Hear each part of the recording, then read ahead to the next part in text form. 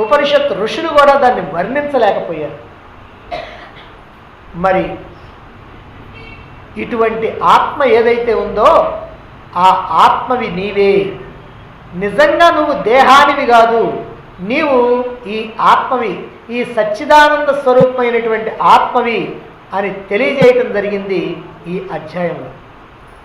నిజంగా వేదాంత సారమంతా ఏమిటి? ఇదే కదా. మన స్వరూపాన్ని మనం తెలుసుకొని మన స్వరూపంలో మనం ఉండాలి, మనంగా ఉండాలి. అంటే మనం ఆనంద స్వరూపం ఆత్మ కాబట్టి ఆనంద స్వరూపంగా ఉండిపోవటం. అలా ఉండిపోతే ఇక మనం సాధించాల్సిందేమి లేదు, మళ్ళీ జన్మించాల్సిన పని లేదు, ఇంకా ఏదో మనకి కొరతలు లేవు, కోరికలు లేవు, చేయాల్సింది లేదు. కాబట్టి మన స్థితిలో మనం నిలిపేటువంటిది, మన స్వస్థితిలో మనం నిలిపేటువంటిది ఇదిగో ఈ అధ్యాయం. ఇలా స్వచ్ఛమైనటువంటి ఆత్మజ్ఞానాన్ని తెలియజేసేటువంటి అధ్యాయం కనుక దీన్ని సాంఖ్యయోగం అన్నారు. ఇక ఈ రెండవ అధ్యాయంలో మొత్తం 72 శ్లోకాలు ఉన్నాయి. భగవద్గీతలో ఉన్నటువంటి అధ్యాయాల్లో పెద్ద అధ్యాయాలు ఏమిటంటే 2. ఈ రెండవ అధ్యాయం 18వ అధ్యాయం. దీంట్లో 72 శ్లోకాలు ఉన్నాయి, దాంట్లో 78 శ్లోకాలు ఉన్నాయి. ఇక అన్నీ కూడా తక్కువే, 55 కంటే తక్కువ ఉన్నటువంటి శ్లోకాలు ఉన్నటువంటి అధ్యాయం. కాబట్టి పెద్ద అధ్యాయము ఈ రెండవ అధ్యాయం. ఇందులో 1 నుంచి 10 వరకు ఉన్నటువంటి శ్లోకాలన్నీ కూడా అర్జునుడిని విషాదయోగంలో నుంచి శరణాగతికి తీసుకురావాలి. అర్జునుడు విషాదంలో ఉన్నాడు మొదటి అధ్యాయంలో, నిన్న వరకు చెప్పుకున్నాం. ఇప్పుడు ఆ విషాదంలో ఉండి ధనుర్బాణాలు పారేసి రథోపస్థుడై అలా మౌనంగా కూర్చున్నాడు. అలా కూర్చున్నటువంటి అర్జునుడిని శరణాగతుడిని చేయాలి. ఎందుకనంటే విషాదం వల్ల వైరాగ్యం వచ్చింది కానీ శరణాగత తత్వం లేదు, శిష్యభావం లేదు, జ్ఞానాన్ని అందుకునేటువంటి అర్హత లేదు. ఆ అర్హత రావాలి అని అంటే ఇప్పుడు అర్జునుడిని ఆ విషాదంలో నుంచి లేపాలి. అందులో నుంచి లేవదీసి అతడు శరణాగతి కోరుకునేటట్టుగా చేయాలి. అంటే అర్జునుడు శ్రీకృష్ణు యొక్క ప్రభావానికి లొంగిపోయినటువంటి పరిస్థితులు ఏవైతే ఉన్నాయో వాటిని వివరిస్తూ ఉంటాయి ఈ 1 నుంచి 10 వరకు ఉన్నటువంటి శ్లోకాలు. జ్ఞానాన్ని పొందటానికి, ఈ గీతా జ్ఞానాన్ని, ఈ ఉపనిషత్తుల జ్ఞానాన్ని పొందటానికి, ఈ బ్రహ్మ విద్యని పొందటానికి అర్జునుడికి అర్హత అనేటువంటి ఒక పరీక్ష పెడుతున్నారు. ఆ అర్హత పరీక్షలో పాస్ కావాలి. ఆ అర్హత పరీక్షలో పాస్ అయితే ఆ తర్వాత క్లాసుకు పోతాడు. ఏమిటది? ఆ జ్ఞానాన్ని తెలుసుకొని అర్థం చేసుకునేటువంటి స్థితికి వస్తాడు. కాబట్టి అది ఈ 10 శ్లోకాల్లో, మొదటి 10 శ్లోకాల్లో ఉంది ఏమిటంటే అర్జునుడిని ఈ జ్ఞానాన్ని వినటానికి అర్హుడిగా తయారు చేయటం.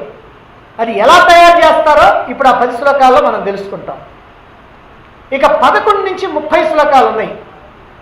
ఇది అచ్చమైన ఆత్మజ్ఞానం. ఇక్కడ స్వచ్ఛమైనటువంటి, సంపూర్ణమైనటువంటి పూర్తి ఆత్మజ్ఞానాన్ని చెప్పటం జరిగింది. ఏమిటి ఆత్మజ్ఞానం? దేహం అనిత్యమైనటువంటిదని, ఆత్మ ఏమో నిత్యమైనటువంటిదని, నీవు దేహానివి కాదు ఆ నిత్యమైనటువంటి ఆత్మవేనని, నీవు దేహాన్ని ధరించిన ఆత్మవి కానీ ఆత్మని ధరించిన దేహానివి కాదు.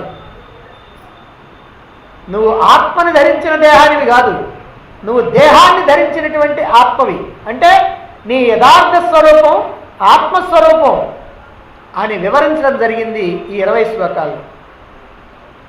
అనేక రంగుల పుష్పాల మధ్య ఆధారంగా ఉన్నటువంటి దారంలాగా ఆత్మ అనేకమైనటువంటి బాహ్య నామరూపాల మధ్య ఆధారంగా ఉన్నది అని నిరూపించటమే ఈ 20 శ్లోకాల్లో ఉన్నటువంటి ముఖ్యమైనటువంటి విషయం. అందుకే దీన్ని జ్ఞానయోగం, ఆత్మజ్ఞాన యోగం అని అన్నారు. ఇక 31 నుంచి 38 వరకు 8 శ్లోకాలు ఉన్నాయి. ఈ 8 శ్లోకాలకి కలిపి ఒక పేరుంది, దీన్ని ధర్మాష్టకం అంటారు. ఏమిటయ్యా ఇదనంటే వేదాంత పరంగా కాకుండా లౌకిక పరంగా చూచినప్పటికీ కూడా ఓ అర్జున, నువ్వు తప్పకుండా యుద్ధం చేయాల్సిందే, ఎందుకనంటే ఇది క్షత్రియ ధర్మం. నువ్వు గనక యుద్ధం చేస్తే ప్రయోజనాలు ఉన్నాయి, కానీ యుద్ధాన్ని మానుకుంటే ఎన్ని నష్టాలు ఉన్నాయో చెప్పడానికి వీల్లేదు అని యుద్ధం వల్ల కలిగేటువంటి లాభాన్ని, ప్రయోజనాన్ని, యుద్ధం కనుక జరగకపోతే, యుద్ధరంగంలో నుంచి వెళ్ళిపోతే వచ్చేటువంటి నష్టాల గురించి వివరంగా తెలియజేయటం జరిగింది ఈ 8 శ్లోకాల్లో. ఈ 8 శ్లోకాలని ధర్మాష్టకం అన్నారు. ఇది కర్మయోగానికి ఉపోద్ఘాతం అని చెప్పొచ్చు. ఎందుకనంటే దీని తర్వాత 39వ శ్లోకం నుంచి 53వ శ్లోకం వరకు కర్మయోగం వస్తుంది. అందుకని ఆ కర్మయోగానికి ఇది ఉపోద్ఘాతం అన్నమాట. ఇక 39 నుంచి 53 వరకు ఉన్నటువంటి శ్లోకాలన్నీ కూడా నిష్కామ కర్మయోగాన్ని గురించి చెప్పడం జరిగింది. దీన్నే బుద్ధియోగం అని అన్నారు. ఆత్మానాత్మ వివేక విద్య, ఆత్మ అంటే ఏమిటి, అనాత్మ అంటే ఏమిటి అని విచారణ చేసి, విచక్షణ చేసి, విశ్లేషణ చేసి తెలుసుకునేటువంటి విద్య ఏదైతే ఉందో ఆ విద్యని ఆచరణలో పెట్టేటువంటి కళ బుద్ధియోగం. ఇది బుద్ధియోగం అంటే ఆత్మ ఏదో అనాత్మ ఏదో తెలుసుకొని విడగొట్టి అదిగో దాన్ని ఆ బుద్ధిలో నిలుపుకునేటువంటి కళయే బుద్ధియోగం. ఆత్మానాత్మ వివేక విద్య వేదాల్లోనూ ఉపనిషత్తుల్లో కూడా ఉన్నది. అయితే ఆ విద్యని ఆచరణలో ఎలా పెట్టాలి అనేటువంటి విషయం ఉపనిషత్తుల్లో చెప్పలా. అక్కడ మాత్రం విద్యని చెప్పి ఊరుకున్నారు, కానీ దాన్ని ఎలా ఆచరణలో పెట్టాలో చెప్పలా. గీతలో ఆ విద్య కూడా ఉంది, అంటే ఎలా ఆచరణలో పెట్టాలో కూడా చెప్పటం జరిగిందనమాట. గీతని బ్రహ్మ విద్య యోగ శాస్త్రం అన్నది ఎందుకంటే ఇందుకే, అయ్యా ఊరికినే శాస్త్రం చెబితే చాలదు, ఆ శాస్త్రాన్ని జీవితంలో ఎలా ఆచరణలో పెట్టుకోవాలో, ఎలా నువ్వు ఉపయోగపెట్టుకోవాలో ఆ విషయాల్ని కూడా తెలియజేస్తుంది భగవద్గీత. అందుకనే దీన్ని అనుష్ఠాన వేదాంతము అని అంటారు. భగవద్గీతని అనుష్ఠాన వేదాంతం, ఆచరణ చేసేటువంటి వేదాంతం అని అంటారు. ఆచరణ లేకపోతే, ఆచరించకపోతే ఎంత జ్ఞానం ఉన్నా ఏం ప్రయోజనం లేదు. ఒకడు కారు కొన్నాడు, బాగా చాలా డబ్బులు పెట్టి కొన్నాడు, మంచి కొత్త మోడల్ కారు బ్రహ్మాండంగా ఉంది, చాలా చక్కగా ఉంది. ఆ కారు కోసమని ఒక బ్రహ్మాండమైనటువంటి ఒక గ్యారేజీ కూడా తయారు చేసుకున్నాడు. ఆ కారుని జాగ్రత్తగా గ్యారేజీలో పెట్టుకుంటాడు. ప్రతిరోజు కూడా దాన్ని తలుపు తీసి ఆ కారుని జాగ్రత్తగా తుడుచుకుంటాడు. ఒక గంట, గంటన్నర, 2 గంటల సేపు తుడుచుకుంటాడు. ఆ తర్వాత మళ్ళీ తాళం వేసేస్తాడు, మళ్ళీ వచ్చేస్తాడు, ఆయన పని ఆయన చూసుకుంటాడు. చూస్తున్నారు ఇంట్లో వాళ్ళు కానీ వీధిలో వాళ్ళు కానీ చూస్తున్నారు. రోజు ఇదే పని. నెల అయిపోయింది, 2 నెలలు అయిపోయింది, 6 నెలలు అయిపోయింది, సంవత్సరం అయిపోయింది. ఏమయ్యా కారు కొన్నావు, ఒక్కనాడన దాని మీద కూర్చోలేదంటే, ఆ కారులో కానీ తిరిగితే అరిగిపోతాయండి టైర్లు, దుమ్ము పడుద్ది, అందుకని నేను దాంట్లోనే పెట్టేశాను, గ్యారేజీలో పెట్టాను, జాగ్రత్తగా ఉంచుతాను. మనం కనుక వాడుకున్నాం అనుకోండి, పెట్రోల్ దండగా పైనేమో వాడుకుంటుంటేనేమో అరిగిపోద్ది, మళ్ళీ ఏదైనా అమ్మాలంటే తక్కువ రేటుకి అడుగుతారు, అందుకని నేను మాత్రం అక్కడే జాగ్రత్తగా దాచిపెట్టాను అన్నాడంట. అదిగో ఆ బుద్ధిమంతుడు ఎట్లాంటి వాడో, మనం కూడా బ్రహ్మాండంగా నేర్చుకున్నామండి జ్ఞానం, కానీ ఆచరణలో పెట్టగా ఎక్కడ కుదురుద్దండి, నాకు ఎలా కుదురుద్దండి అని కనుక మనం అన్నామంటే అదిగో అలాంటి వాడవేనమాట. కాబట్టి గీత జ్ఞానయోగాన్ని చెప్పి దాన్ని ఆచరించేటువంటి విధానం కర్మయోగాన్ని కూడా చెప్పింది. జ్ఞానయోగం వల్ల విషయం తెలుస్తుంది, కర్మయోగం వల్ల ఆ విషయాన్ని ఎలా ఆచరణ చేయాలో తెలుస్తుంది. ఇక చివరిగా 54 నుంచి 72 వరకు ఉన్నటువంటి శ్లోకాలు. ఇది అధ్యాయానికే కాకుండా ఈ భగవద్గీత మొత్తానికి కూడా పచ్చల పథకం లాంటిది, ఇది కిరీటం లాంటిది. ఎందుకనంటే ఇక్కడ స్థితప్రజ్ఞ లక్షణాలు చెప్తారు. ఎవడైతే ఆత్మజ్ఞానాన్ని పొంది ఆత్మానుభూతిలో ఉంటాడో అతడు ఏ విధంగా ప్రవర్తిస్తాడో అటువంటి స్థితప్రజ్ఞుడి యొక్క లక్షణాలను గురించి చాలా చక్కగా కళ్ళకి కట్టినట్లుగా వివరించడం జరిగింది ఈ 18 శ్లోకాల్లో. మహాత్మా గాంధీ ప్రతిరోజు ఆయన ప్రార్థనా సమావేశం ఉంటుంది సాయంత్రం పూట 5 గంటలకు. ఆ ప్రార్థనా సమావేశంలో అందరూ వస్తుంటారు. ఆ వచ్చినటువంటి సమయంలో ఆయన ఆ ప్రార్థనలో ఒక భాగం ఏమిటంటే ఈ 18 శ్లోకాలు ప్రతిరోజు ఆయన చదవటం వాళ్ళ చేత చదివించడం. అలాగనే ఆచార్య వినోబా భావే, మహాత్మా గాంధీ యొక్క ప్రియ శిష్యుడైనటువంటి వాడు ఆచార్య వినోబా భావే, ఆయన కూడా ఎల్లప్పుడూ కూడా ఈ 18 శ్లోకాలకి అర్థాన్ని, భావాన్ని ఆలోచిస్తూ ఉంటాడు, ఇతరులకి చెప్తూ ఉంటాడు. ఈ 18 శ్లోకాలకి ఒక వ్యాఖ్య కూడా రాశాడు ఆయన ఆచార్య వినోబా భావే. అంటే ఇవి అంత ప్రధానమైనటువంటివి అన్నమాట. ఎందుకనంటే ఎవరయ్యా స్థితప్రజ్ఞుడంటే ఆత్మజ్ఞానానికి సజీవ సగుణ సాకార రూపం. ఆత్మజ్ఞాని ఎలా ఉంటాడయ్య అంటే ఇలా ఉంటాడు అని చెప్పడానికి ఉన్నటువంటి వాడే ఈ స్థితప్రజ్ఞుడు అన్నమాట. ఈ విధంగా అర్జునుడి యొక్క విషాదాన్ని పోగొట్టడానికి 2వ అధ్యాయంలోనే పూర్తి ప్రయత్నం జరిగింది. అందుకే ఇది సమగ్రమైనటువంటి అధ్యాయం. అంటే అర్జునుడి యొక్క విషాదాన్ని పోగొట్టడం, అర్జునుడిని శిష్యుడిగా చేసుకోవటం, ఆయన కోరిక మీద జ్ఞానాన్ని అందించడం, ఆ జ్ఞానంలో ఆత్మజ్ఞానాన్ని అందించడం, ఆ జ్ఞానాన్ని ఆచరణ పెట్టుకునేటువంటి విధానమైనటువంటి కర్మయోగాన్ని అందించడం, అన్నీ చెప్పి చివరికి స్థితప్రజ్ఞ లక్షణాలతో ముగించడం.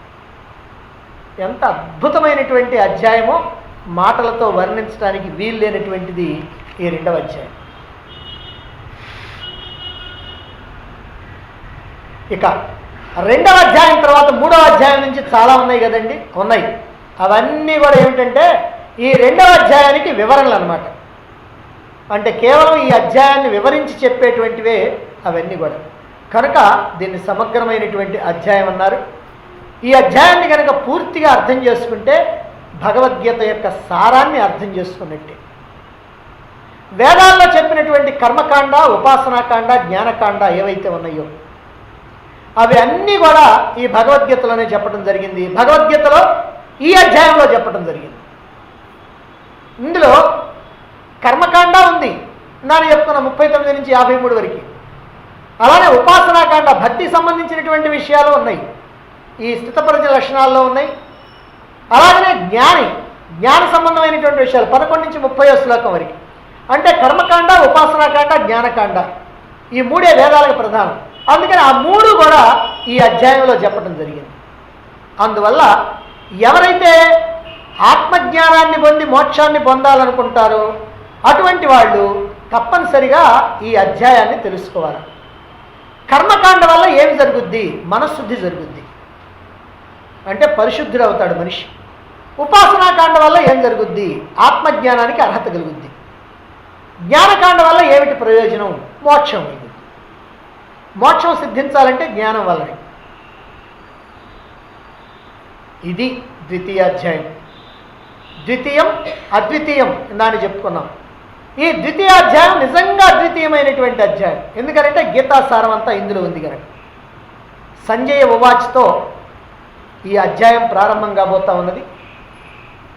మరి మొదటి అధ్యాయం చివరిలో సంజయుడు చెప్పినటువంటి ఒక శ్లోకం ఉంది. మళ్ళీ 2వ అధ్యాయం ప్రారంభంలో సంజయుడి యొక్క శ్లోకంతో ప్రారంభమవుతుంది. అంటే మొదటి అధ్యాయాన్ని సంజయుడి శ్లోకంతో ముగిస్తే 2వ అధ్యాయాన్ని సంజయుడి శ్లోకంతో ప్రారంభం చేస్తున్నారు. అంటే సంజయుడు చెప్పినటువంటి 2 శ్లోకాలని తుంచి 2 ముక్కలు చేసి, ఒక ముక్కనేమో మొదటి అధ్యాయం చివరిలో, ఒక ముక్కనేమో 2వ అధ్యాయం ప్రారంభంలో పెట్టారు. ఎందుకండి ఇలా చేశారు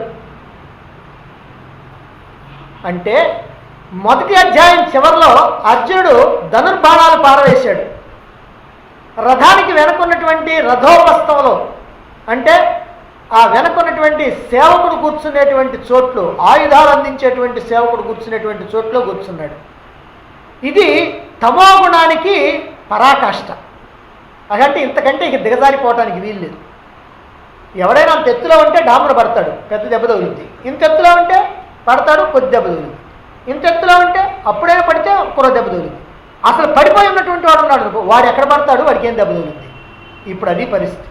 అర్జునుడు ఎక్కడున్నా అంటే పూర్తి తమో గుణంలో ఉన్నాడు. ఇక ఇంతకంటే ఇంకా దిగజారి కిందకి పోవాలంటే ఇక ఆయనకు అవకాశం లేదన్నమాట. మరి ఈ స్థితి నుంచి అర్జునుడిని